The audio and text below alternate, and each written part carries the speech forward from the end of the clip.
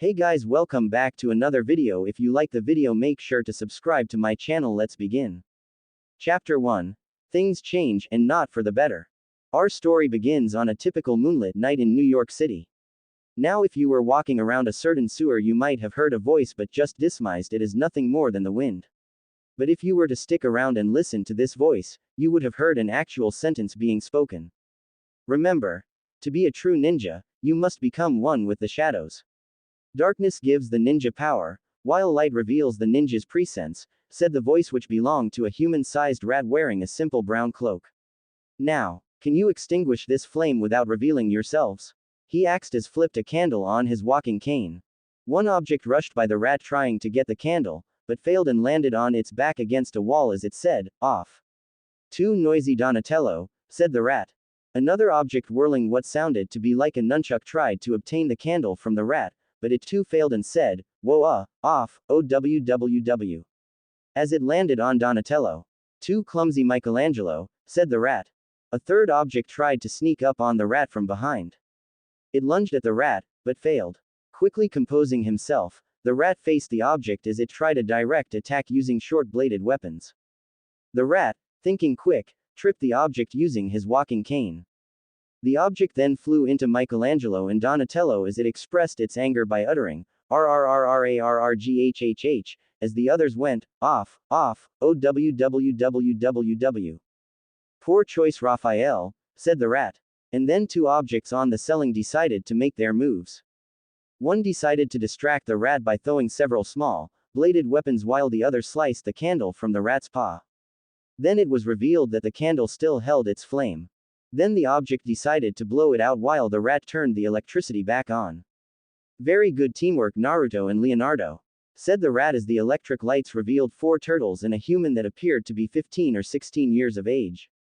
The turtles each were a different shade of green and each of them had a colored eye mask to identify each other.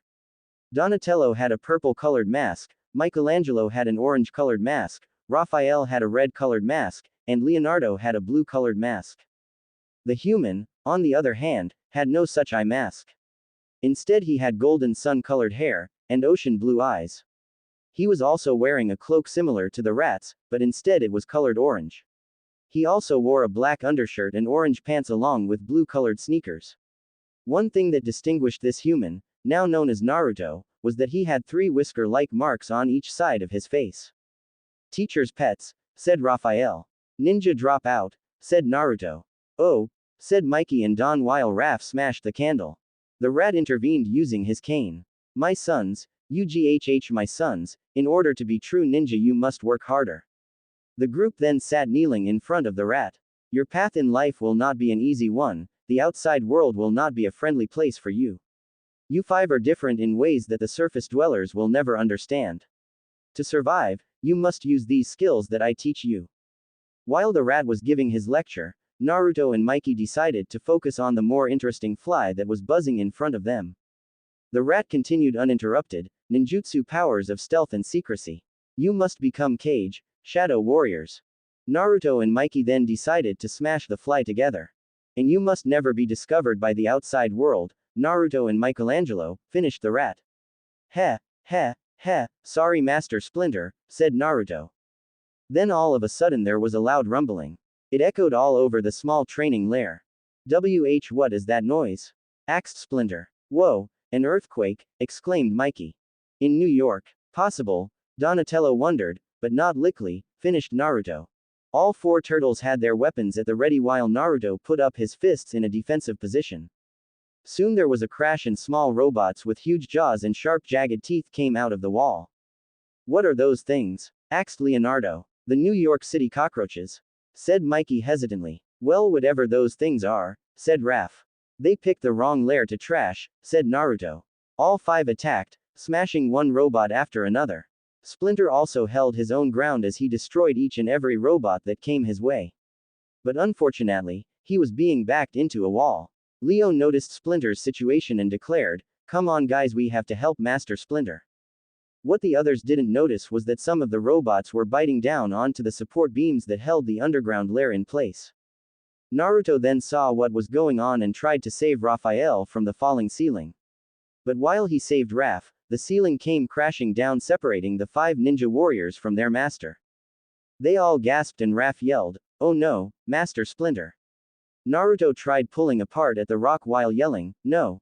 Mikey inspected the robots. "What the shell are these things?"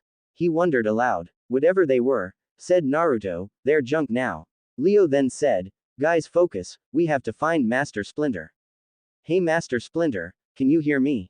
"Donatello, can you?" "Already on it," said Don. "I'm calling him on the shell cell, I hope." On the other side, Splinter rose from his unconsciousness and addressed the ringing going on in his cloak. Which button do you press to answer this thing?" He wondered aloud. Leo took the phone and tried to communicate with Splinter. "Hello, Master Splinter, are you alright?" "Hello. Master Splinter. Stupid device. You don't have to press any buttons, you already answered it." Naruto was trying hard not to laugh despite the situation they were in. "Ah, Leonardo, whatever those mechanical menaces are, they managed to eat through the support structure of our home. We must leave right away. Meet me at the old drainage junction in South Point." Don pulled out a map and said, "If we take the south conduit, it'll intersect the old drainage tunnel." Naruto then declared, "We'll meet you there, sensei." Mikey then took one last look around the now destroyed lair and said with a pseudo-sad voice, "Goodbye grungy payphone, goodbye dented manhole cover, and goodbye home sweet home. And hello reality, now come on," said Naruto. As they were leaving, Donatello remarked, "You know, I'm surprised that this ceiling hasn't collapsed yet." Then they ran into exactly that. "Well, we can't go forward and we can't go back," said Raph. "Then there's only one direction left," said Naruto, "we go up." Going up to the surface is a bad idea, Naruto," said Leonardo. "Well, Mr. Leader," remarked Naruto, "we have no other way to go, so I suggest you lead us up." "Alright," said Leonardo, "we'll go up, but only to go down another manhole. No fooling around, remember what Sensei said." "Blah, blah, blah," said Michelangelo, "let's just go up." "We heard it 1,000 times, Leo, just follow my lead," said Raph. They went in a single file line. Raph, Leo, Mikey, Naruto, and Don. Raph pushed the manhole up and immediately leapt out. Leo was a bit more cautious, but Mikey said, "Come on Leo, move it. I don't want to stare at your butt any longer than I have to." "Oh, like yours is any better, Mikey," shouted Naruto. "Guys, shush," said Leo as a moped sped by the ally. Raph then spotted a manhole cover not too far away. But as soon as he was almost there, an armored truck parked right above it. "Just great," muttered Raph as the people in the truck left, the old turtle luck workin' true to form. RRARRGHHH. He then kicked the truck on its side. "Way to be stealthy, Raph," said Don. "Yeah," exclaimed both Naruto and Mikey in terrible Jersey accents, "I don't think they heard you over in Jersey." "Give me a hand," said Raph. Mikey then lifted his arms. "Don't think about it, wise guy, I'll push it myself," said Raph. While Raph was trying to move the truck, voices could be heard coming closer to the door. Raph had no choice but to hide inside the armored truck just as a couple of thugs exited the building with a sack full of money. The thugs threw the sack inside the truck and shut its doors, trapping Raphael inside. As the truck left, Leo remarked, "This was just what Master Splinter warned us about. We gotta rescue him," said Naruto. "Well then, last one up on the roof hatched from a rotten egg," said Donatello, leapt onto the rooftop following the truck. The others jumped up with ease and soon Naruto was in the lead. "Hey, no fair, Naruto, you know you can jump better than the rest of us," said Donatello. "It's called practice, Donnie, try it sometime," exclaimed Naruto. "Well, I would," said Don in between jumps, "but neither you or Splinter want to teach us how to." All remaining ninja leapt from roof to roof until finally the truck came to a stop in a trash-strewn alley. All but one thug went inside. Naruto easily took the thug out by using a knockout kick to his abdomen, while Don started to work on unlocking the truck door. At last, the door finally opened and Raph was free. But the celebration was cut short by the arrival of what appeared to be the leader of this band of thugs and his lackeys. The lackeys tried to intimidate the 5 warriors by throwing insults in their direction. "Look at the freaks. What's with the dweeby costumes? This ain't Halloween." The leader then stepped forward and issued a challenge, "You're going down, freaks, nobody messes with the purple dragons. Especially wearing stupid turtle and ninja costumes." "You're wrong, pal," replied Naruto, "these aren't costumes. Each of the turtles took out their weapons while Naruto readied his fists. Kyahhh was the collective sound made by all 5 ninja warriors. Unfortunately, the purple dragons were no match for the collective power of all 5 of their opponents. Each of them went down like dominoes, one after the other. They all landed atop one another and grunted in defeat by saying, UGHH, off, ah, UGHH, gak, UGHH. All 5 heroes were triumphant. One purple dragon shouted, let's get out of here. And they all ran trying to escape the harm that was being inflicted by the heroes. Give me some green, said Mikey as he high-fived both Naruto and Raph. That was a little easier than I thought, said Don. I just wish there were more, said Raph, 'cause I'm just getting warmed up. Well, you may get your wish there, Raph, exclaimed Naruto. The others looked up as ninjas with a foot insignia leapt down from the rooftops. Guys, stay on guard, said Leo. I'm so going to enjoy this, said Raph. The Heors attacked. Donatello took out a group of 5 by spinning around with his bow staff, making them land on the ground hard. Naruto took out a group of 4 with well-placed jabs that for some reason made the foot ninjas' bodies go completely haywire. Raphael took out a group of 3 with a spin kick. RRGH, how many of these goons do we have to beat, till they get the hint? Really? They just keep on coming, said Michelangelo. Time to switch to plan B, Donnie. Axed Naruto. Already on it, said Don as he was hot wiring the truck. As the engine roared to life, Don yelled, alright, next stop, anywhere but here. Leonardo had to hold Raph back as he said, come on, we're going. Mikey, being the last one in, shut the doors. Don then drove erratically on the road. Whoa Don, nice driving. Why don't you let someone with fingers and shoes take the wheel, said Naruto. Hey, do you want pretty, or effective? Remarked Don. I gotta tell ya, this has been one bizarro day, said Mikey. First those weird metal robots dig underground, then, what's with all those ninjas? Ninjas in New York City besides us, it's just plain wrong. Talk about not right, said Leonardo as he opened the sack full of money, just take a look at this. Show me the money baby, wahoo! Shouted Mikey. This isn't finders keepers Mikey, said Naruto, taking the wad of cash that Mikey just picked up. Don stopped by a police car. Raph then rolled down the window, threw the sack of money out on the police car's front hood and yelled out, here, take care of the money will ya? Don then drove the armored truck through an abandoned sewer entrance, which would lead to their destination, the old drainage junction at South Point. There they found Master Splinter surrounded by broken and smashed robots, which looked like to be the same robots that attacked their previous lair. They all cried out in joy, Master Splinter. Yes, well I am glad to see you two my sons, said Splinter. Master, so much has happened today, said Leo. Yes, there will be time to tell me all about it later, Leonardo. But first, I wish to take you all home, said Splinter. Home? Wondered Naruto. We got no home, those robots just smashed our pad, remember sensei? Said Raph. Do not worry, I think I have found a solution to our current housing problem. Follow me my sons, said Splinter as he leapt down a giant hole. The others did as their sensei requested with Mikey yelling, COWA. And that was as far as he got before Naruto and Raph pushed him down the hole. Not funny guys, said Mikey as he fell down. Yes it is, said Raph and Naruto at the same time. As they came out, Mikey exclaimed, whoa, wicked slide. Then he looked around. No offense Master Splinter but this place doesn't seem so great, said Mikey. Look with your heart Michelangelo and not your eyes, said Splinter.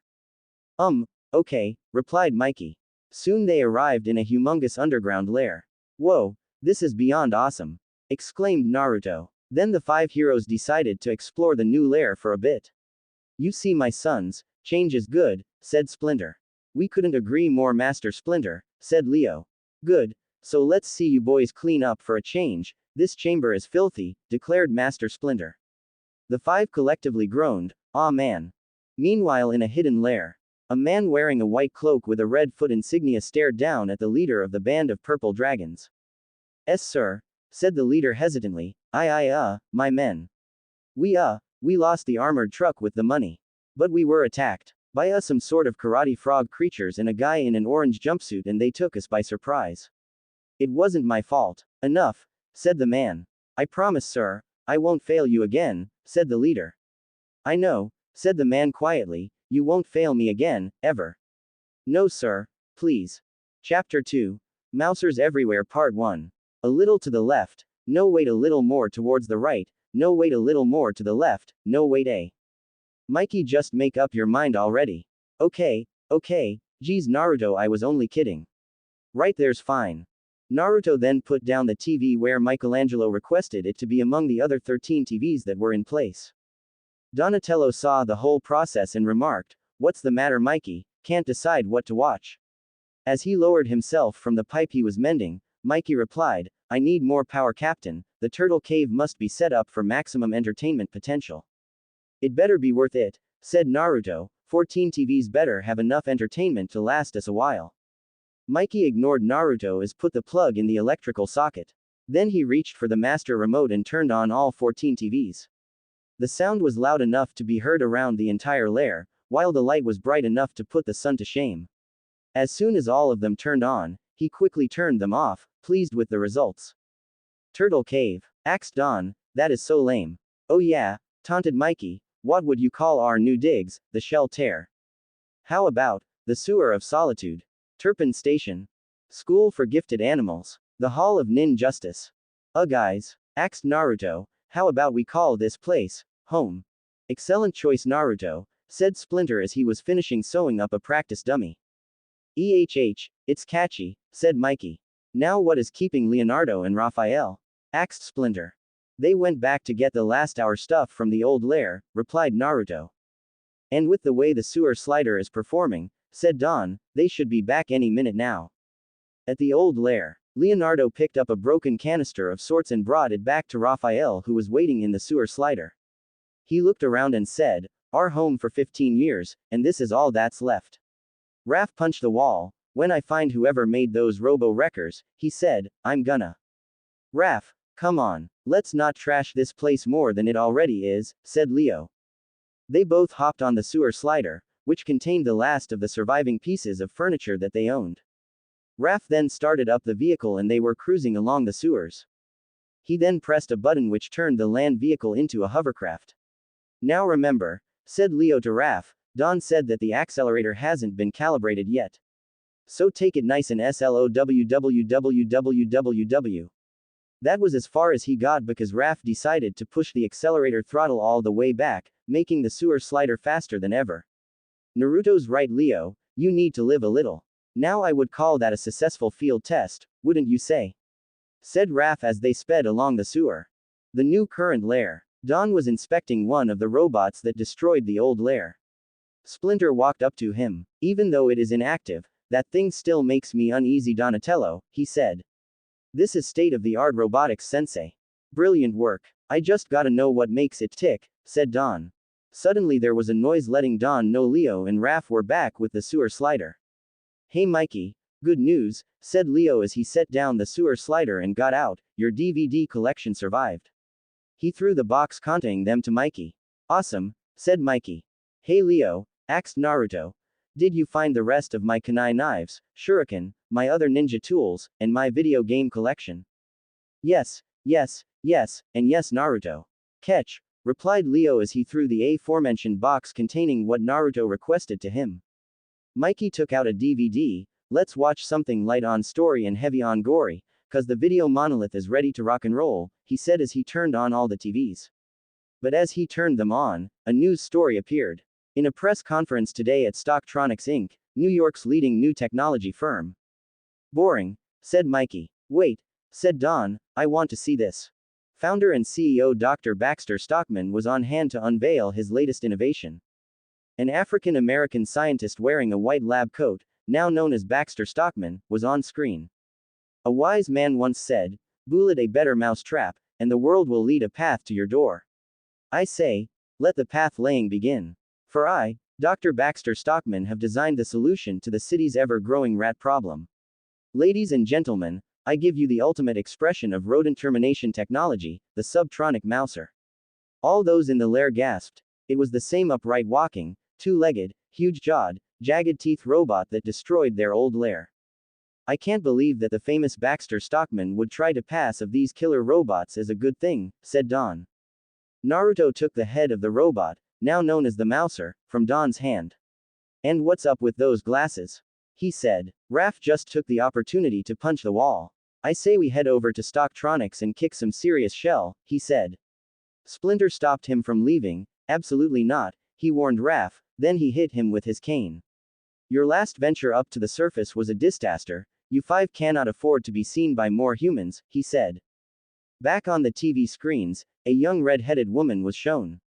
My lab assistant, Ms. April O'Neil, said Stockman, will release several rats into the simulation chamber. April, proceed my dear. The woman, now known as April, brought a box of ordinary rats and put them in a maze. The rats then scattered throughout the maze. Baxter Stockman activated the robot and placed it at the maze's entrance. Now observe the sheer genius of my Mouser in action, he said. The Mouser then ran into the maze searching for the rats. It found one and immediately killed it. Man, I'd sure hate to be a rat in this town, said Mikey. Then he quickly said, oops, sorry Master Splinter. Stocktronics Inc. April and Stockman were also watching the same news story. Oh, this is so great, my friends and family will finally see I really do work with the Baxter Stockman, said April. You flatter me, Miss O'Neil, I like that, he said. Huh, that's strange, said April, I was running a routine diagnostic check on all the Mouser prototypes, and half of them just stopped transmitting. It's like they just vanished. I'm sure it's nothing, April. Probably just a computer glitch, I'll have a systems tech go over it in the morning, said Stockman. But what if the Mousers have been tampered with? Said April, we should go over all their transmission backups. That won't be necessary, April. Now if you'll excuse me, I'm expecting an important call from a very significant financial banker, said Stockman as he left the computer room. The lair. Naruto, Donatello, Raphael, Leonardo and Michelangelo were surrounding Splinter. Splinter looked at Don as Don came at him with his bow staff. Splinter acted fast and blocked each and every one of Don's strikes with his cane, then he knocked him back. Do not lead with your shoulders, Donatello, he said with a small smug on his face. Leo then came up from behind, his two katanas in the air ready to hit Splinter. Splinter then turned around fast and struck Leo with his cane, knocking Leo down. Faster on your counterattack, Leonardo, he said. Just then Mikey came in fast in front of him, twirling his nunchucks. Splinter used his cane to sweep underneath Mikey's feet and tripped him. Mind your footwork, Michelangelo, he said. Naruto rushed in and threw a kunai knife at Splinter, seemingly missing him and sticking to the wall. Naruto then twitched his pinky finger and suddenly Splinter's arms were bound to his sides. Splinter yanked backwards and pulled in Naruto, head-butting him in the process. Remember that your own weapons can be used against you, Naruto, he said. Raph took advantage and swung his sei at Splinter. Splinter just took his cane and knocked the sei out of Raph's hands, then he knocked Raph up against a pillar. You are distracted, Raphael. You must learn to focus your attacks, he said. I'd like to focus my attacks on that Stockman guy, said Raph, why can't we just go topside and show him a little mean and green? Because I forbid it, declared Splinter with an angry expression on his face. He walked towards his sleeping quarters. We will resume your training in the morning, he said. We will resume your training in the morning, said Mikey imitating Splinter. I heard that, said Splinter. Busted, said Naruto. RRRRR, I'll bust a few heads, said Raph angrily. Chill bro, said Mikey, you don't need no stinking surface world. We got late movies, top 10 video countdown, BMX highlights, some really weird Korean language soap opera. Or, you could give me a hand with these Mouser parts, suggested Don. If I can get one working, he said, we can trace it back to its source and find out what Stockman is really using them for. Nah, I'm beat, I'm going to sleep, said Raph. And he walked away to his sleeping quarters. Since when does Raph turn in so early? Leo wondered. Stocktronics. The Mousers will be ready when I say they're ready, said Stockman. Our first field test was a complete failure, interrupted the man wearing a cloak with a red foot on the front. I do not tolerate failure. Which is why you'd make such a lousy scientist, retorted Stockman. The test was supposed to expose any possible design flaws. As a result, I've already upgraded the Mousers to a greater durability. And I assure you, they will perform flawlessly for the next phase of the plan. They had better, Dr. Stockman, for your sake. April, who was eavesdropping on the conversation, gasped. The lair. All of the inhabitants of the new lair were sleeping soundly. All except Raph. He got up, left from his room, and proceeded towards the exit. But just as he set his foot on the exit, Leo and Naruto were waiting for him. Going out for a midnight stroll? Asked Leo. Out of my way, Leo and Naruto. Master Splinter said to stay put, said Naruto. I'll go through the both of youse if I have to, said Raph, slowly getting in an offensive stance. We'd like to see you try, hothead, said Naruto and Leo at the same time while slowly getting in a defensive position. Careful what you wish for, Splinter 1 and Splinter 2, warned Raph. They almost attacked each other if it weren't for the Mouser running by them. Hey guys, I got one working, said Don. Come on, said Mikey, he's faster than he looks. Raph turned to Leo. So, you just going to let that Mouser go free? He acts. Master Splinter is so going to kill all 5 of us, remarked Leo as him. Raph and Naruto followed Don and Mikey. Stocktronics. April was in the computer room furiously trying to look up what Stockman was up to. Stockman then entered the room, seeing her and thinking nothing of it. Good night, Miss O'Neill, I hope you don't work too late, I don't like to pay overtime, he said. Good night, Dr. Stockman, she replied. Stockman then left the room. April then ran into his office and began more snooping around, starting at his desk. Now let's find out what kind of plan you've been cooking up with those Mousers, Dr. Stockman, she said to herself as she searched his computer. As she looked, one file immediately popped up. It had the same foot symbol that the man with a cloak had on. Never seen that icon before, she said. She clicked on the foot and gasped as the icon opened up a secret door in Stockman's office. The sewers. The Mouser ran and ran like it never ran before, with the 5 heroes running after it. Soon the Mouser decided to climb up a wall to reach its destination. Resourceful little critter, said Naruto. So what do we do now? Asked Raph. Like Master Splinter says, said Leo, a ninja must always be prepared. He then took out some hand spikes that would allow him to stick onto the wall. Don, Mikey, and Raph all did as well. Glad I don't have to use those things, said Naruto with a little smirk on his face. Not everyone can stick onto walls with their hands and or feet like you can, Naruto, remarked Leo. It's called practice, Leo, you should try it sometime, said Naruto. I would, retorted Leo, but you never bother to teach it to us. Everyone started to scale the sewer wall, desperately trying to catch up with the Mouser. Said Mikey, next time, let's leave the wall climbing to the guy in the blue and red suit. Mikey, you read way too many comic books, said Leo. The Mouser went into an open pipe and continued running, with each of the warriors right behind it. Then the Mouser exited the pipe and started to run faster. Hey Don, said Naruto, just out of curiosity, what's to stop this thing from causing another 6.2 on the Richter scale? I shut down its jaw servos, replied Don. He couldn't even chew through a stick of gum. Then the Mouser started to successfully eat through some pipes. You were saying? Asked Raph. But I'm sure I shut them down, said Don.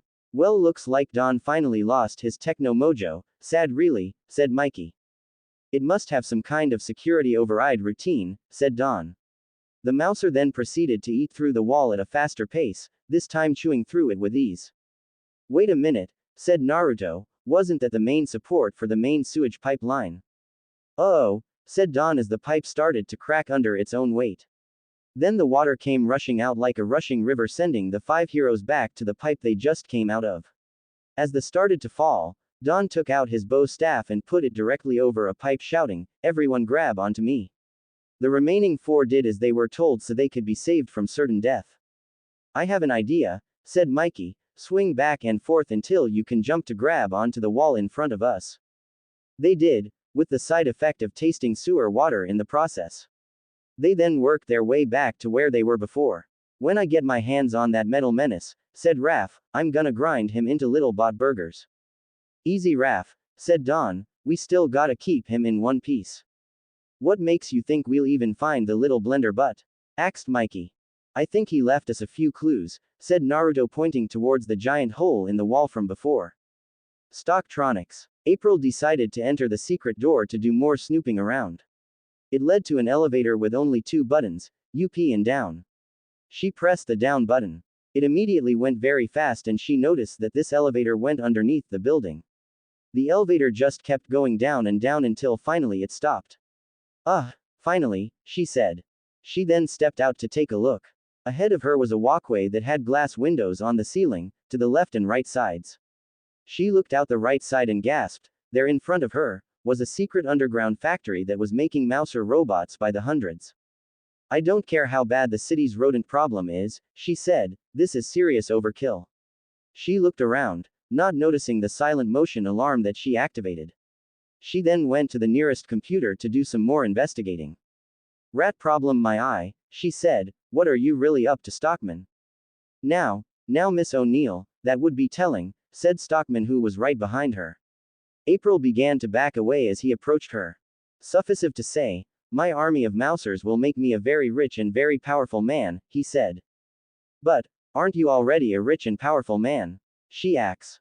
Ah, Miss O'Neill, so brilliant yet so naive. I will truly miss working with you, he said. What? You mean I'm fired? April asks. In a manner of speaking, Stockman said as he pressed a button on a remote he had hidden behind his back. It made a robotic arm grab April and dropped her on a conveyor belt filled with Mousers. I'm afraid I can't let you live, Ms. O'Neill, you've seen too much already and, well, let's just say I have trust issues, he said as he gave the Mousers a command. One by one, the Mousers on the conveyor belt started to come to life, snapping their jaws up and down in a voracious manner. The sewers. After following the trail that the Mouser had left behind, the 5 heroes had to determine where it would go next. Don then spotted the Mouser on the other side of some subway train tracks.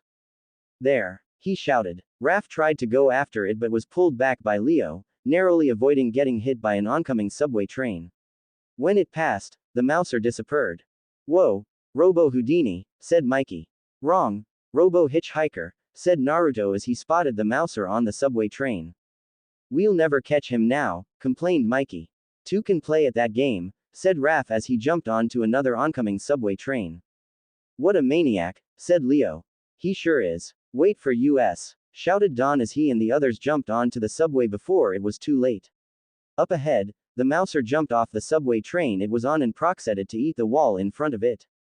There's our stop, said Naruto as he and the others leapt off.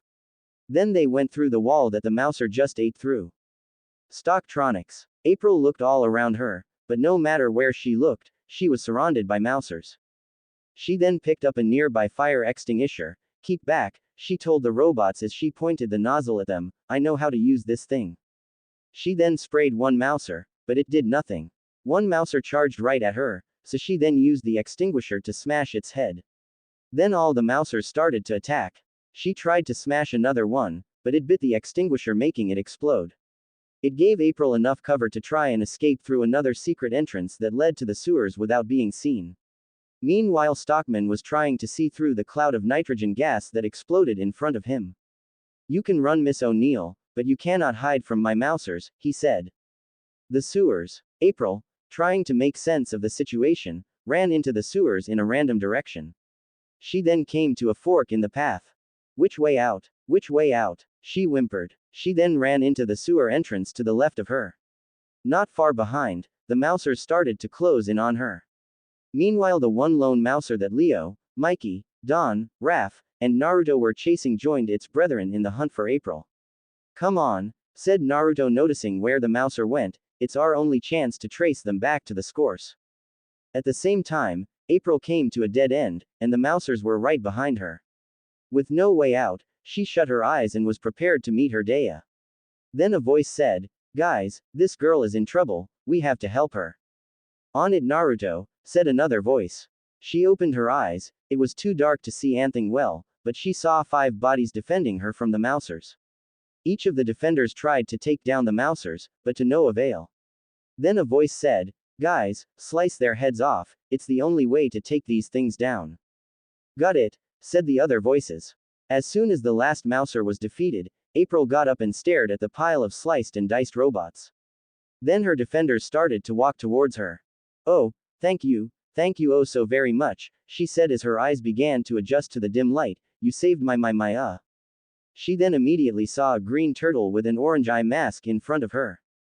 Hey, it said, how you doin'? April then promptly fainted. Chapter 3. Mousers Everywhere Part 2. The Lair. Wow, what a weird dream, mumbled April as she started to awake. Turtles fighting robots. Did I fall asleep in front of the TV again? That was the weirdest thing I'd ever seen, she said, but as she opened her eyes, she saw 4 giant turtles and a whiskered faced human. Hi, said the turtle in the orange mask. WHAAAAAAAGGHHHHHH. Screamed April. WHAAAAAGGHHH. Screamed the turtle. Don't do that, you almost made me jump out of my shell. It has 3 fingers, whimpered April. I'm asleep, I'm asleep, I'm asleep. This isn't going so good, said Donatello. Hey, come on, we don't have much practice talking to humans, it's gonna take a little time, said Michelangelo. So then what am I? Remarked Naruto. An exception, replied Mikey. Raphael went next to April asking, Hey lady, what do you know about those Mouser robot things? Well, replied April, at first I thought that they would be used to solve the city's rat problem. But then I got suspicious when Dr. Stockman said, Oh no, I'm talking to it. What? Said Leonardo. I'm talking to you. Okay, April, you're talking to a giant 3-fingered turtle. The only logical explanation is that you're dreaming, so everything is alright, said April mainly to herself. Hello, she said to Leo. Hello, April, how? Are you doing? Asked Leo. Oh, I'm fine, everything is alright, she replied. Then perhaps you are ready to answer a few questions, said Splinter with a serious expression on his face. April then fainted again. Ah, she's no fun, she fainted again, said Naruto. You sure have a way with the ladies, Master Splinter, said Dawn.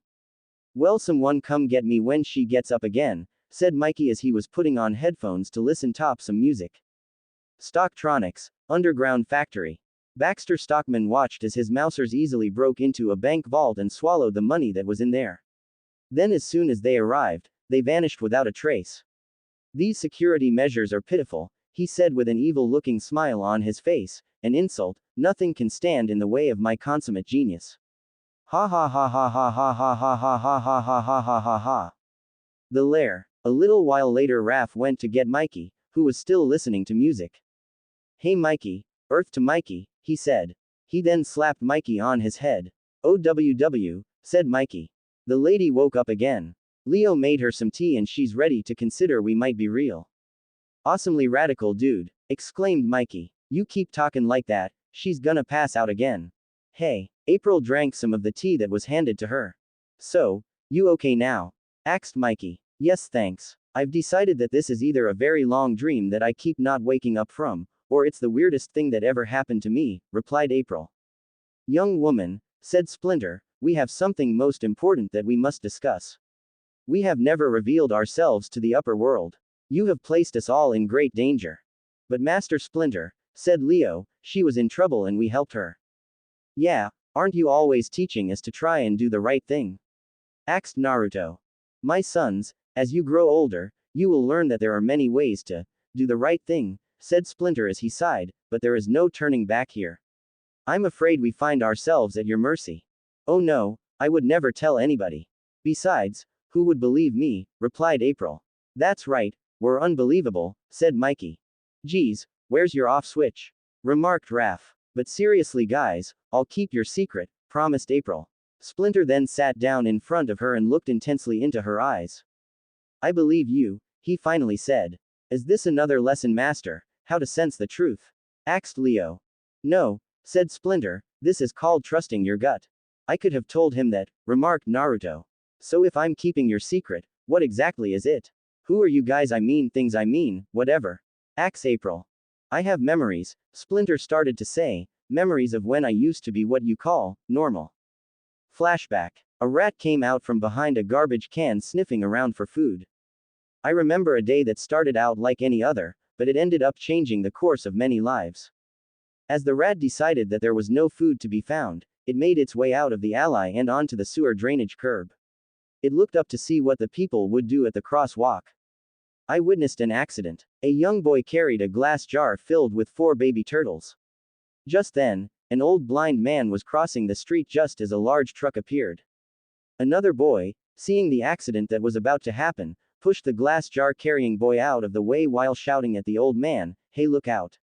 The glass jar was knocked out of the first boy's hands and smashed onto the curb where the 4 baby turtles drained into the sewer. As the truck swerved, a metal canister bounced out of the back and smashed open, releasing a green glowing ooze which covered their bodies. I took pity and gathered them up in a coffee can. The rat carried the turtles back to its home in the sewer.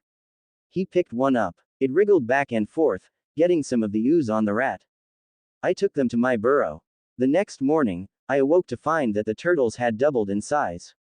The ooze had affected their bodies. It affected me as well, making me larger and more intelligent. They followed me everywhere, except above ground. For I knew that the people of the surface would not understand. We are so different. I was amazed at their dexterity. But even so, I was not prepared for what would happen next. An upright walking turtle called Splinter by his name. Splinter, it said. They actually spoke my name. Soon they were all speaking. A pizza was laid out for the turtles. Awesome. Mine. Pizza dude. Cowabunga. And they all voraciously ate the pizza. Intelligence was followed soon after. Realizing the world above is sometimes a dangerous place, I began teaching them ninjutsu, the secret arts of stealth and power, and everything I knew about the world above. From a battered book on Renaissance art I fished out of the storm drain, I gave each of them a name: Leonardo, Donatello, Raphael, and Michelangelo. Flashback end. And together they are the Teenage Mutant Ninja Turtles. The 4 turtles shouted together. I came up with that nickname, said Naruto. April was still confused. Well, that explains how those 4 got here, but what about him? What's his story? Why isn't he like you guys? April asked as she pointed at Naruto. Yeah, said Mikey, you never really told us much about him, not that we're complaining.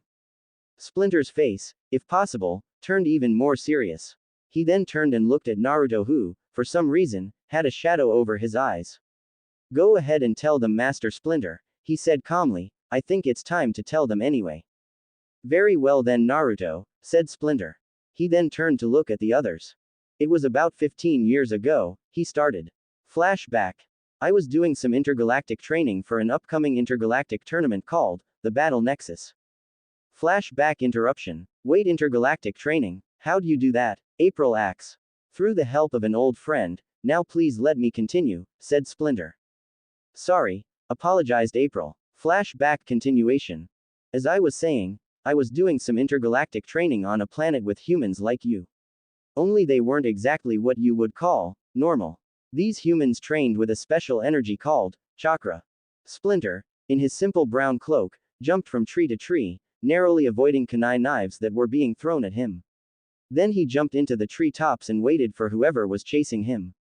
Soon an old man dressed up in some sort of battle armor jumped down onto the ground and checked his surroundings.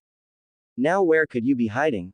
He said quietly. Suddenly there was a noise to the left of him and Splinter came rushing out at a fast pace, fists clenched. Splinter then punched the old man hard in the abdomen. The old man coughed up blood and said, "Gee, good job, but." Then the old man went poof. Not good enough, shouted a voice behind Splinter. Splinter's eyes widened, but he focused and caught the oncoming fist that was aimed for his face. Splinter and the old man looked into each other's eyes, each having a serious expression on their faces. Then they started to chuckle, which turned into full-blown laughter. Oh, I can't believe it's almost been a month since you came here. You've improved so much, my friend, said the old man with a big smile on his face. I only wish I could wield chakra like you, Hiruzen Sarutobi-san, lamented Splinter, though he too had a smile on his face. Don't worry, said Hiruzen, a body is a ninja's ultimate weapon.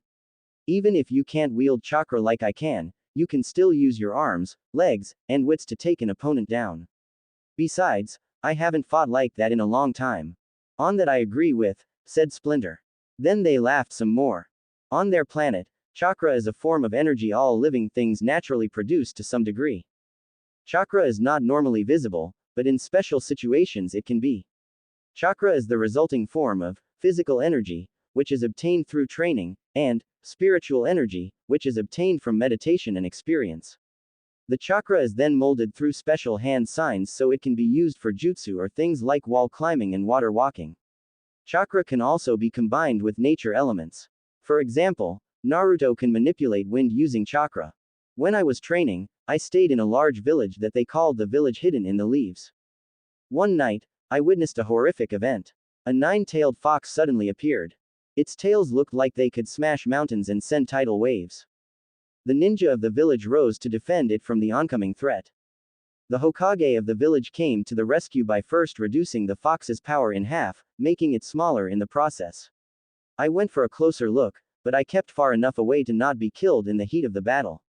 But as soon as I arrived at the site where the Hokage was fighting the nine-tailed fox, there was nothing to see except for a crying child and 2 dead bodies. I went back to my temporary home, thinking someone would look after the child. 3 days later, as I was preparing to go home, I noticed this same child again wrapped in a thick blanket and abandoned underneath a bridge by a creek. Upon further inspection, I noticed a note pinned to the blanket. Perhaps it was there in case someone caring enough decided to take this child, or maybe it was there just in case someone would find this child's dead body. Whatever the reason, it explained who this child was. His name Naruto Uzumaki, his parents the Hokage that recently died, Minato Namikaze, and his mother that died with him, Kushina Uzumaki, and the fact that the nine-tailed fox was sealed inside him. Sensing that no one would ever look after this child properly, I decided to take him home. Eventually I also told him about his origins. When I took Naruto home with me, I decided to keep him away from the ooze that affected me and the others.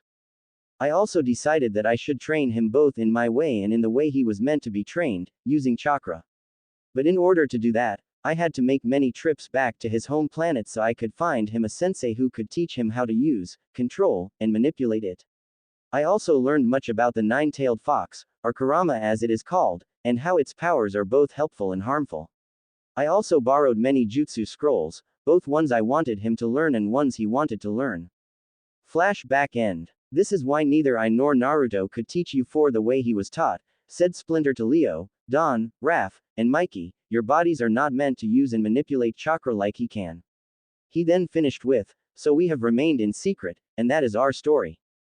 Whoa, said Don amazed at Naruto's backstory. So that's why you sometimes took Naruto away for special training. It was to manipulate chakra, said Leo. April sniffed and shed a couple of tears. That's so sad, she cried. Then she rushed up to Naruto and gave him a big hug. Naruto blushed both out of embarrassment and at the sudden contact. Don't worry about it, what's done is done, he said, comforting her.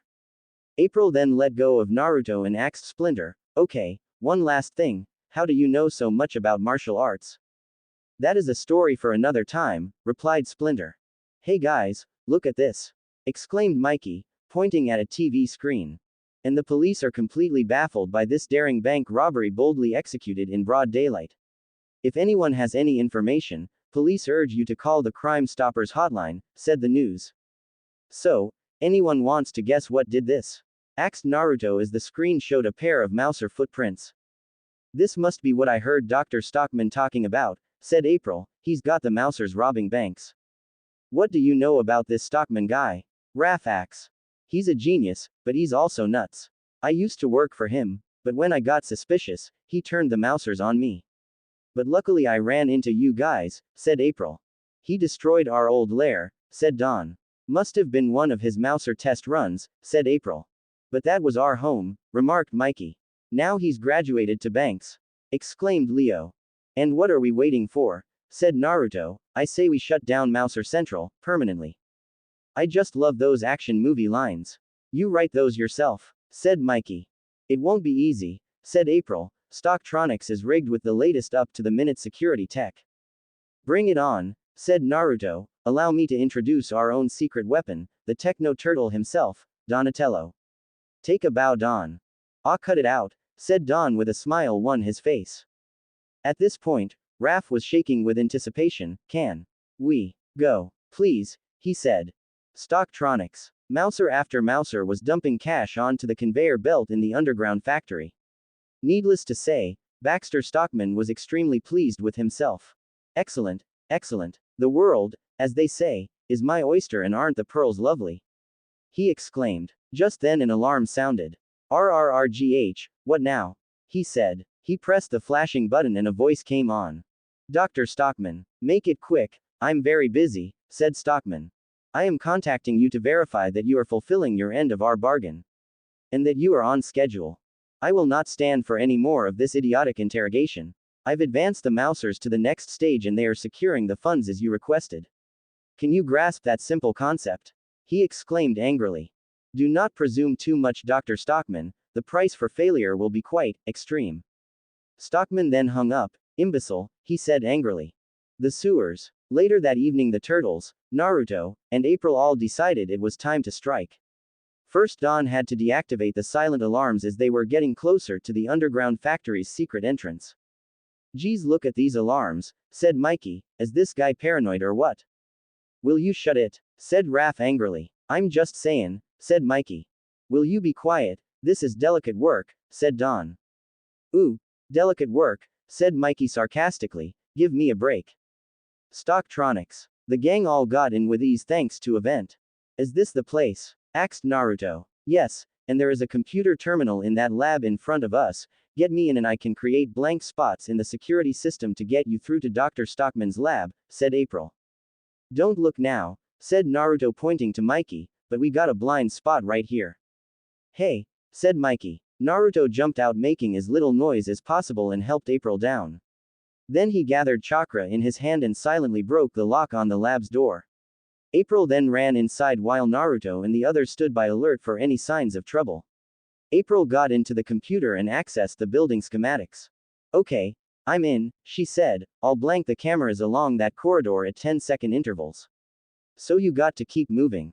We'll be right back, said Naruto. Good luck, she said as she turned around, but they were already gone.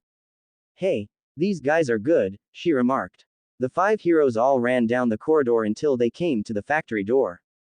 Guys, my turtle sense is tingling, said Mikey. Suddenly there was a noise. Intruders. Here, to steal my secrets. You'll leave here with nothing. Not even your lives, shouted Stockman. He then looked at the thermal images that came up and was shocked. What on earth are you? He asks. He then pressed a button while saying, no matter, I guess I'll have to dissect you in order to find out. 5 humongous robot arms came down and surrounded the heroes. Naruto just smirked. He then gathered chakra in his right hand and said, guys stand back. He then formed the chakra into a giant ball of spinning chakra 10x his size. Take this, giant Rasengan. He shouted as he easily obliterated the humongous robot arms. Impossible, said Stockman, both amazed and fearful at the same time. Naruto then picked up Mikey and prepared to throw him at Stockman. Mikey, he said, slingshot. Naruto then threw Mikey through the glass, which knocked Stockman down. Leo and the others then joined Mikey. Your days are over, Stockman, Leo declared. What are you? Asked Stockman fearfully. They're with me, said April, who was behind him. April, you're alive, exclaimed Stockman with a surprised look on his face. And kicking. I've got enough evidence to put you away for years, Dr. Stockman, she said. Stockman activated the master alarm. I've just recalled every Mouser here and when they come, they'll tear you to pieces, he said. Sure they will, said Naruto while he held Stockman down. April. I'll have to shut the whole system, she said. I'll help, said Don.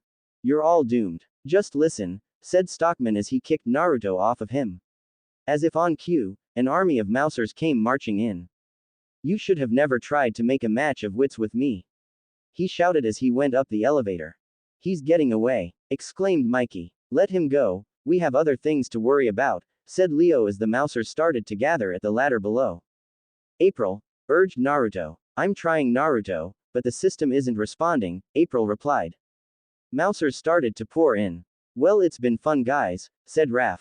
Even me, asked Mikey. Yes, Mikey, even you, replied Raph. But April entered the correct code, just in time. All right, shouted Mikey. Guys, I didn't shut down the Mousers. The only way I could get them to stop was by initiating overload sequence, said April as the Mousers started to make smoke come out of their jaws. So in other words, let's get out of here, shouted Naruto. They then jumped out of the control room with Naruto carrying April bridal style. They got out just in the nick of time. Boom. The entire factory went up in flames. Meanwhile, Stockman was on the ground level running away. He felt the explosion and felt very pleased with himself. I got them all, he shouted manically. He then bumped into someone very big and fell on his butt. He looked up and saw a very tall, big and muscular man with a red foot insignia tattooed on his right arm and a purple dragon on his left.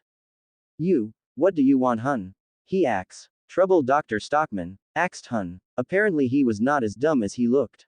Trouble, said Stockman. No, no, everything is proceeding exactly as I planned. Then there was another explosion. Hun then grabbed Baxter Stockman by his collar and lifted him up. Perhaps you would like to explain this plan to the master, said Hun. RRRGH, let go of me, you big brainless goon, exclaimed Stockman. Hun just ignored him and carried him away by his collar. The lair. Back at the lair, the heroes plus April and Splinter were watching the news on TV. And the authorities are completely perplexed at the destruction of the Stocktronics building and the sudden disappearance of Dr. Baxter Stockman. What will you do now, Miss O'Neill? You are most definitely out of a job, asked Splinter. I'm not exactly sure, said April. We'll help you get back on your feet, said Naruto.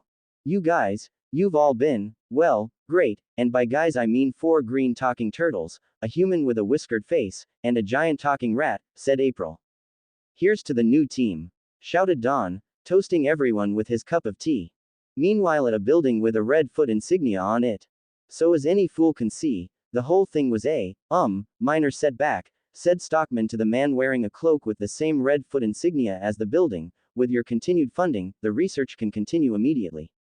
I'll be back at work, Monday morning.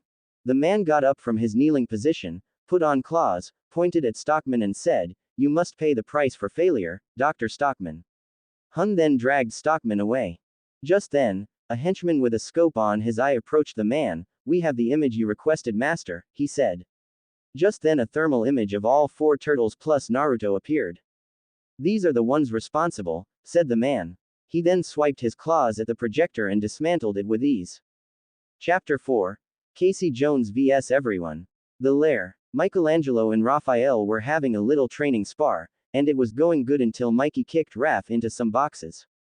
OFFFFF. Went Raphael as he landed on his back. Ha, nice fall, Raphael, said Mikey in a mocking way. Just come on back if you want some more of that. Raph started to recover. Arger, you've had it, Mikey. Bro or no, you've got to go, he warned rather angrily. Then he leapt in the air and swung his fist, then his legs, then both of his fists. Good reverse punch. Nice roundhouse kicks. Whoa, not a bad dragon punch either, but you're just a little slow, said Mikey while he dodged the aforementioned moves. Then he just smacked Raph hard against his face, making him lose his balance and falling again. Actually, much too slow, said Mikey. Then Raph angrily retaliated by punching Mikey hard and making him slide into the opposite wall and fall on his back. Presently Splinter, Leonardo and Naruto were there just in time to see what unfolded next. Raph started to angrily attack Mikey, swinging both of his fists left and right as if to actually do some damage. You think you're better than me, do you? Shouted Raph as he and Mikey held each other at bay. No, you're just too cocky, replied Mikey as he threw Raph onto a table which promptly smashed beneath him. Mikey started to walk towards Splinter, Leo, and Naruto saying, Winner, and still champion, Michelangelo. He failed to notice that Raph growled and picked up a steel pipe. Naruto noticed and nudged Splinter. No, you RRRARRRGGHHHH. Shouted Raph as he jumped in the air, kicked Mikey down and started to swing the pipe at him. Wait, exclaimed Mikey as he used his hands to shield his face from the oncoming blow. Naruto grabbed Raph's arm and stopped him just in time. Raph, wait, have you lost your mind? He exclaimed. Donatello ran to see what all the commotion was about. You okay, Mikey? What were you thinking, Raph? Don asks. Raph then took a couple of deep breaths and began to calm down in order to realize the action he was about to do. Aye, Naruto, Mikey, aye, said Raph as he put a hand to the side of his head. Ah, my son, so angry, said Splinter gently as he comforted Raph. Rage is a monster that will destroy you from within. Raphael, a true warrior finds balance in all things, he said. Raph slowly got up and took in what Splinter had told him. Master Splinter, I gotta get some air, he said as he ran away. Leo made a move to go follow him, but Splinter held him back, shaking his head left and right as he did so. The rooftops. Raph quickly opened a door, ran outside and slowly came to a stop, breathing rather hard as he did. RRRRARRRRGHHHHHH, what's wrong with me? He shouted into the night. A lot of things actually, but for now we'll stick to the anger, said a voice beneath him. Raf's eyes widened as he looked down and saw Naruto standing straight with his feet on the wall, presumably with chakra. Naruto, what are you doing here? Raf asks. Well, someone had to make sure you wouldn't do anything drastic, replied Naruto as he climbed up to join Raf. They then sat side by side with their feet dangling over the edge. I don't know what came over me. 1 minute I was on the ground and the next you were holding my arm back. I don't even know why my hand was holding a steel pipe, it just was, Raf lamented as he put a hand up to his head. Well, you're not alone there, Raf, said Naruto, I mean look at me. When Master Splinter first told me my backstory, I just wanted to beat the living daylights out of the next thing that happened to cross my path. But Splinter talked to me like I was a friend and not a student or a son. He gave me a way to vent all of my frustration out without hurting him or any of you guys. Maybe that's the thing you need. A friend you can relate and talk to. Well, who am I going to talk to you? Asked Raf. No, but someone will come along. Just you wait, replied Naruto. At some random apartment. And in other news, more sightings of a vigilante wearing a hockey mask are being reported in connection to several brutal attacks on the notorious Purple Dragon Gang. He is alleged to have underworld connections, said a news reporter on the television. A fairly muscular blue-eyed man with a brown tank top and blue jeans with a white stripe on each leg was lifting a weight and watching the news report. As he was watching the report, he flashed back to an event in his childhood. Flashback. Fire was burning everywhere, and out of the flames came a group of purple dragons led by a very familiar-looking leader. He chuckled evilly. Flashback end. The man got up and put on some gloves. Purple dragon scum, somebody's got to stop them, he snarled. He then walked over to a table and picked up a white hockey mask. Then he put it on his face while saying, somebody's gotta make them pay. He then picked up a golf bag consisting of hockey sticks and baseball bats. Then he stepped in front of a mirror, spun a hockey stick and said, they'll all pay, 'cause Casey Jones is on the job. Somewhere in New York City, a random woman was walking home when she noticed a Purple Dragon gang member leaning on a building up ahead. She then decided to go through the alley. The gang member looked around before he followed her. The woman walked through the alley, quickening her pace as she tried to hurry home. Then she saw 2 more gang members in front of her, blocking her path. They then advanced towards her. She then backed away but bumped into the gang member that was following her. Oh no, she whimpered. Hand over the purse, sweetie, and we promise not to hurt you too much, said a gang member as he chuckled. Meanwhile, Raf and Naruto noticed what was going on and decided to save her. But before they could, a sing-song voice rang through the alley. Purple dragons, it said, come out and play. The voice then stepped out of the shadows. And it was revealed to be Casey Jones. He then banged a trash can with his hockey stick. It's that wacko with a hockey mask. Let's get him, said a gang member. Then all the gang members started to walk toward Casey. Looks like this is going to be good, said Raf. We'll see, said Naruto. The gang members started to attack Casey, but he swung the trash can and knocked one member down. Then he swung his hockey stick and knocked a second member down. Then he swung his hockey stick behind him and knocked the third member down. No mercy, scum. I'm putting you punks out of business, permanently. He exclaimed as he started to swing down. The guy's out of control, said Raf. Well, stop him, said Naruto as both he and Raf jumped down from the rooftop. Raf then grabbed Casey's arm. Hey, exclaimed Casey. Easy there, cowboy, said Naruto. Calm down, you stopped them, you did good. The Purple Dragon gang members started to run away. Aw man, they're getting away. Stay out of my business, you freak, exclaimed Casey as he punched Raf onto the ground. You can run, Purple Dragons, but you can't hide from Casey Jones. He yelled as he ran after them. Naruto then picked up the woman's purse and gave it to her. Sorry about the mess, he said. Keep away from me, you freaks. She yelled as she snatched the purse from Naruto's hands and ran away. Naruto just shrugged and ran after Raf, who started to chase Casey. You know, Raf, I think we found the somebody you can talk to, said Naruto. Whatever, replied Raf. Presently there was a noise ahead and a big shadow could be seen, and it depicted what Casey was doing to the gang members. He was beating them with a hockey stick, shouting, "You've stolen your last purse, dog breaths." Unbelievable, this guy just won't quit, said Raf. Like looking into a mirror, isn't it? Remarked Naruto.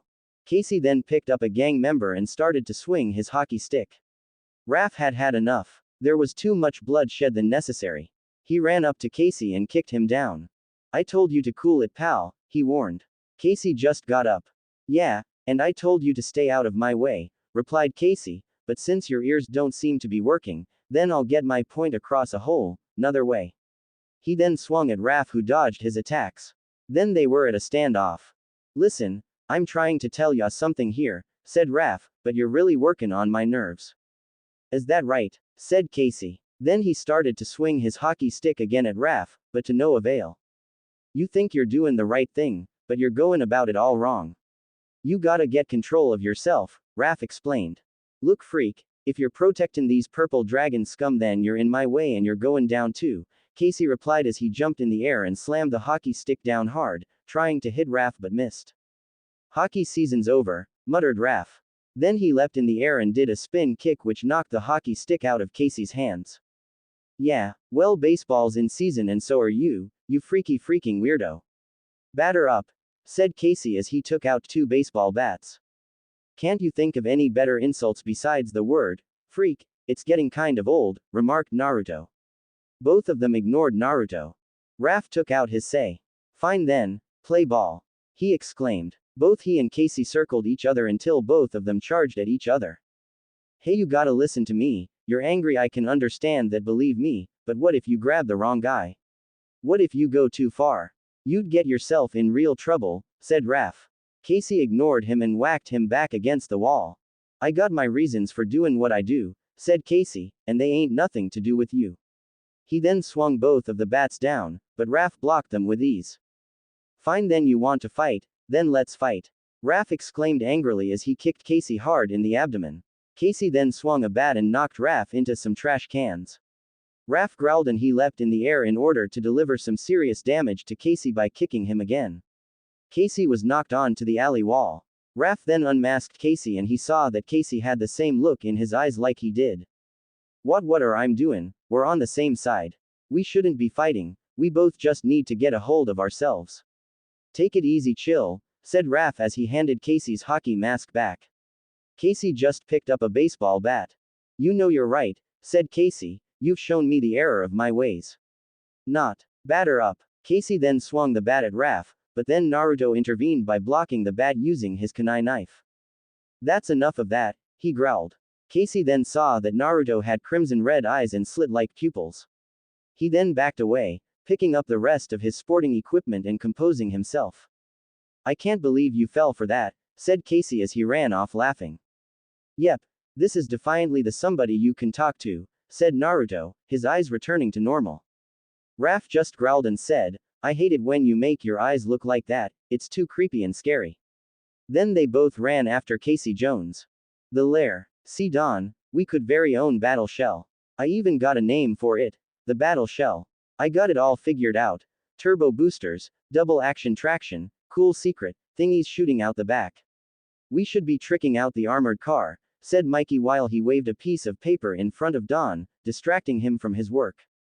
Bye. You mean, me, and I don't have the time, said Don, there's too much to do around here. Besides, where would we keep the thing? We can find a place. Come on, Don, please. Please, please, please, please, please. Did I mention that you're my favorite turtle? Pleaded Mikey. You know he's not going to stop until you say yes, remarked a voice behind them. Naruto, said Don in mild surprise, I thought you went to check on Raph. Shadow clones, never leave home without them, replied Naruto. Then are you a clone or the real thing? Don asks. A clone? Boss said he wanted to make sure Raph wouldn't get into any sticky situations, replied the clone. Shish, Leonardo is working on perfecting his ninjutsu skills. Perhaps something you three should consider, said Splinter, who was holding up 2 wooden boards. Does Master Splinter know about you leaving? Whispered Don to the clone. No, you saw what he did to Leo. You think he would let Boss go? Not a chance, replied the clone in a whisper as well. Their attention was drawn back to Splinter and Leo. Leonardo. Leaping split kick. Commanded Splinter. Leo did as he was instructed to do and kicked the 2 boards, but he didn't break them. Arg, he said with an exasperated look on his face. Try again, my son, It will come with practice, said Splinter. Mikey tried begging Don again. Donatello, Donatello, if you build it, you will ride in turtle style. He exclaimed. Here, Motor Mouth, make yourself useful and hang this up someplace nice, said Don, handing Mikey some nails, a hammer, and a framed sign that read, Sewer Sweet Sewer. Mikey then found a spot to hang the sign. He then tried to hammer a nail onto the wall, but to no avail. Ugh, what's this wall made of? He complained. He swung the hammer even harder and faster, stubbornly trying to make a dent in the wall. But the end result was a bent nail. He left the wall only to return with a sledgehammer and a railroad spike. All right, tough guy, let's dance, he said. He then swung the hammer on the spike and it was placed inside the wall. He then hung the picture, seeming rather pleased with himself. Then there was trouble. The wall started to crack around the spike as it made a rumbling sound. Uh-oh, said Mikey as the wall started to crumble. But as the dust fell, Mikey said, Whoa guys, look what I found. It was a blue door with patterns on it. Don, Leo, the clone, and Splinter went to investigate what had happened. It's a door of some kind, said Don. Be careful, said Leo. Why are we whispering, said the clone. Don then put his hand on the door and it opened, revealing another room. The group walked inside and saw that the room glowed thanks to a crystal that was hanging on the ceiling. Then the door shut behind them. The clone then promptly went poof to relay the information to the original. I'm going to have a few words with him about using his jutsu wisely, remarked Splinter. All of a sudden the room began to shake. Are we moving? Leo wondered aloud. An abandoned garage warehouse. A hole appeared in the floor and a pod-shaped thing came out. The door on the pod opened, allowing Mikey, Don, Leo, and Splinter to walk out and explore their surroundings. Where in the shell are we? Asked Mikey. Don then opened up the garage door. So the weird glowing chamber brings up to street level? He wondered. Splinter sniffed the air. This warehouse has been abandoned for many years, he said. Great space, but it needs something, said Mikey. Bathtub. No. Kitchen. I know, a supped up battle shell right here. No, right here is the perfect spot to keep the supped up battle shell. No, here. I think he's trying to tell you something, Donnie, remarked Leo. A random alley. I know that Big Dope is around here somewhere, muttered Raph to himself. Suddenly a motorcycle came rushing through with Casey at the wheel. He then tripped Raph, shouting, I got more tricks than that freak boy. You want a rematch? Check me out Friday at Central Park. He then sped away. Seriously, he can't think up of any more insults other than freak. Guy's got no brain cells left, remarked Naruto. Meanwhile, a purple dragon called up his leader. Yo, Dragon Face, it's that guy. The one with the hockey mask. He's been fighting some weirdo in a lizard costume and I'll know where he'll be Friday night. I want his head on a plate. Put everybody on alert, everybody. This guy's been messing with our business for months. It's time we started messing with him. The leader hung up. See you Friday night, loser, said the gang member. See you too, said a voice behind him. He turned around and Naruto gave him a knockout punch to his face. The lair. I don't know who could have built this thing, but if we're going to use it then we'll need safety precautions and extra security up in the warehouse, said Leo as he, Splinter, Don, and Mikey stepped back into the lair. Piece of pie, said Don. Piece of pizza pie, said Mikey. Just then Raph and Naruto walked in. Welcome home you guys, he said. Man Raph, you look like you got the shell kicked out of you. Yeah, it's a long story, said Naruto. But first, I wanted to apologize. Mikey, I'm sorry I got so out of control. And guys, I'm really sorry, said Raph. Alright, who are you and what have you done with our brother Raphael? Asked Leo in a joking manner. Let's just say he's had a chance to think about the way he's been acting. I'll fill you in over dinner, said Naruto. Dinner, exclaimed Mikey, now you're talking my language. What language is that, nitwit? Remarked Raph. That night, Naruto and the others decided to go topside. I don't know, Raph. We should probably tell Master Splinter, said Leo. And have him stop us from going topside. We have to find that vigilante whack bag and stop him for his own good. He's not a bad guy, just a little misguided, said Raph. Unknown to them, Splinter was wide awake and listening in. He then decided to flip on the switch that would turn on the electricity. Ahem, he said. Busted, said Mikey. How many times have I told you not to sneak up to the surface? Splinter acts. In this month, said Naruto. 512 times, answered Dawn. It is dangerous for you to go about openly in the world above, said Splinter, you cannot be seen walking amongst the humans. They will not accept who and what you five are. It is as the great sage and warrior Kenji Hashimura once said, why walk when you can ride? Quote. Come again, said Naruto. Splinter then smiled. Take the truck, he said as the pod elevator opened. The abandoned warehouse. As the pod opened the doors, the five warriors walked out. All right, said Raph, we have till Friday night to make this ninja ready as possible. Let's get to work, replied Dawn. And so, the group worked hard day and night making the truck as ready as possible for the upcoming battle. A week later, the battle shell was complete. But the five warriors had no time to lose.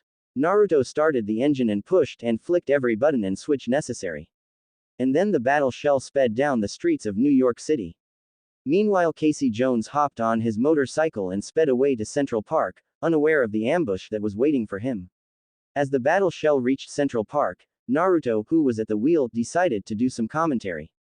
And on your left is Central Park. 843 acres of landscaped beauty in the center of the city, he said. Wait, said Raph as he pointed to Casey Jones, there he is. Florid Naruto, KEP up with him. You go get him, Raph, said Naruto. Dawn whipped up something special for you in the back. Raph saw that there was a motorcycle, painted red. Like it, said Dawn, I call it the shell cycle. Donatello, you are the turtle, replied Raph as he started up the motorcycle. The back doors swung open and Raph sped away to catch up with Casey. As he caught up with him, he shouted, hey hot shots, slow down. Casey just ignored Raph and sped deeper into the park. Pull over, shouted Raph. Casey ignored him again. Raph then got impatient. I said, pull over. He shouted, pushing the brakes on Casey's bike. Casey then front flipped onto the pavement. I can't believe I just got my butt kicked by a giant frog, said Casey. Raph just stood towering over him. Turtle, whatever. Look, I'm no fan of the purple dragons, Raph said, I'll help you take him down, but we gotta exercise just a little restraint. Save it, you don't know what you're talking about, said Casey. Try me, replied Raph. Casey took off his mask. Well, a long time ago when I was a kid, he started. Flashback. Fire was burning everywhere, and out of the flames came a group of purple dragons led by a very familiar-looking leader. He chuckled evilly. Some punks were shaking my dad for protection money. They were the purple dragons. When he didn't pay, they torched our store. A young boy was in the way of this leader. The leader grabbed the boy by the collar. Tell your old man, punk. Next time pay up or else. The leader then threw the boy back on the ground. Then the gang walked away. The child would then forever have the image of the fire in his mind. Flashback end. So don't tell me how to deal with purple dragons, he finished. Just be careful, said Raph, your anger can take ya down, make you act just like them. My father once told me, a true warrior finds balance in all things. Balance, huh? Replied Casey.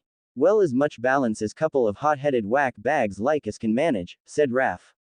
Me, you're the only whack bag, retorted Casey. Hey, I'm not half as crazy as you, retorted Raph. Sorry, but for a little green dude, you are totally nuts, said Casey. Yeah, well, I'm not the one running around a hockey mask. I gotta keep my good looks, I'm saving this face for Hollywood. Well, isn't this romantic, said a voice. Raph and Casey were then surrounded by Purple Dragon gang members. As the gang closed in on them, it seemed like it would be the end for both Raph and Casey. Suddenly the lights from the battle shell appeared. As soon as the battle shell stopped, Naruto came out of the driver's side and said, need some help. What do you think? Said Raph. Naruto just smirked and formed his fingers into a cross shape. Then he shouted, Shadow Clone Jutsu. And instantly 5 Narutos appeared. Leo, Don, and Mikey also joined in. Friends of yours, Casey acts. Family actually, said Raph. I can see the resemblance, remarked Casey. I'm the pretty one, said Naruto. Then the 5 heroes and clones plus Casey attacked at once. The purple dragons were no match for the collective power of the heroes. As the gang members were knocked down, Naruto took down the leader using one of his ultimate techniques. First, his clones slid on the ground, getting underneath him with their foots in the air while shouting, Naruto, putting emphasis on the syllables. Finally Naruto jumped high in the air and kicked the leader down, not too hard mind you, while shouting the second phrase of his technique, Uzumaki Barrage. The leader then landed on the ground with a thud. Ooh, 10 out of 10, said Casey holding up all 10 of his fingers. Raph held up all of his fingers too. Come on Raph, only a 6. Remarked Naruto. A 6 is all I can give ya bro, replied Raph. Then he turned to Casey.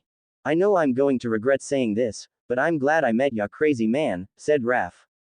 Me too, and ya know something, I'm starting to see what you're all about, said Casey. You mean about balance? Asked Raph. Nah, I mean that you're a green mutant freak. But I like ya, replied Casey. Again with the lame insult, can you use a different word other than freak, said an exasperated Naruto. Fine then, you look like a cat whisker boy, retorted Casey. Thank you.